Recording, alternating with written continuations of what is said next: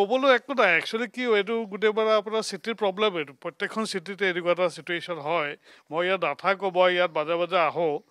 আহি এতিয়া মানে যোৱা বছৰ এবাৰ এনেকুৱা পালোঁ আকৌ এতিয়া এইবছৰ এনেকুৱা এটা চিটুৱেশ্যন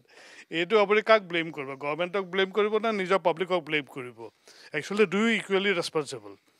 পাব্লিকেও আপোনাৰ ইমান কোনো মেইনটেইন নকৰে যে য'ত যেনেকুৱা যি ধৰণে ড্ৰেইন চিষ্টেমটো হ'ব লাগে সেইবিলাক মেইনটেইন নকৰে আৰু গভৰ্ণমেণ্টৰ ফালৰ পৰাও বহুতখিনি লুফলছ আছে গতিকে এইটো দুয়োকো ব্লেম দিব লাগিব এইটো অকল মানে আমি চৰকাৰৰ ব্লেম দি থাকি লাভ নাই বা অকল পাব্লিকো ব্লেম দি থাকি লাভ নাই ইকুৱেলি যদি